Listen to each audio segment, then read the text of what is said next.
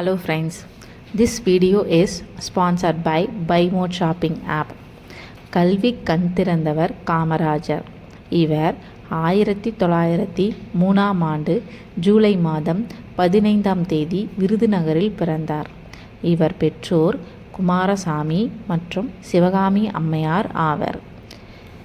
காமராஜர் தந்தை இறந்ததால் பள்ளி படிப்பை 6ஆம் வகுப்போடு நிறுத்தி கொண்டார்.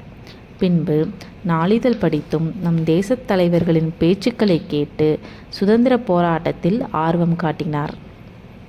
காமராஜர் தன்னுடைய எளிமைக்கும் நேர்மைக்கும் பெயர் பெற்றவர். மக்கள் இவரை படிக்காத மேதை, தென்னாட்டு காந்தி, கர்ம வீரர் என்று அன்புடன் அழைத்தனர். காமராஜர் 1954 முதல் 1963 வரை 9 ஆண்டுகள் தமிழக முதல்வராக பணியாற்றினார்.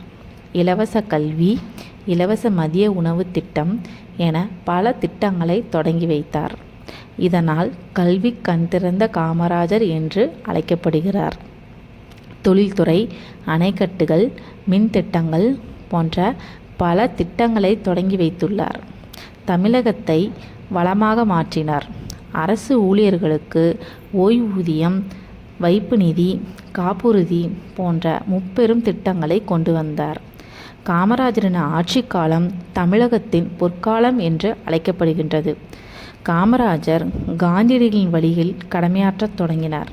ஒத்துழையாமை இயக்கம், அந்நிய துணி எரிப்பு, சட்ட மறுப்பு இயக்கம் முதலிய போராட்டங்களில் ஈடுபட்டார். இவருடைய இயற்பெயர் காமாட்சி. இவரின் தாயார் செல்லமாக ராஜா என்று அழைப்பார். இதுவே காலப்போக்கில் காமராஜர் என்று ஆகிவிட்டது. காமராஜர் பிறந்த நாள் கல்வி வளர்ச்சி நாளாக கொண்டாடப்படுகிறது. 9 நீர்ப்பாசன திட்டங்களை நிறைவேற்றினார். கன்னியாகுமரி மாவட்டத்தில் பல மலை கிராமத்தில் குடிநீர் தட்டுப்பாடு காரணத்தால் மாத்தூர் தொட்டி பாலத்தை கட்டினார். மக்கள் இன்றும் காமராஜரின் நல்லாட்சி பற்றி பேசுகின்றனர். தான் மறைந்தாலும் தன்னுடைய செயல் மற்றும் பண்புகளால் அழியாது மக்களின் மனங்களில் வாழ்ந்து கொண்டிருக்கிறார் காமராஜர். காமராஜர் அவர்கள் 1975ஆம் ஆண்டு அக்டோபர் மாதம் 2ஆம் தேதியன்று இயற்கை எய்தினார். 1976 அன்று காமராஜருக்கு மத்திய அரசு பாரத ரத்னா விருது வழங்கி சிறப்பித்தது. தாய்நாட்டிற்காக தன்னையே அர்ப்பணித்த தியாக தீபம் காமராஜர். மக்களின் தொண்டே அவரது மூச்சு. காந்தியடிகளின் பாதையே அவரது வாழ்க்கை.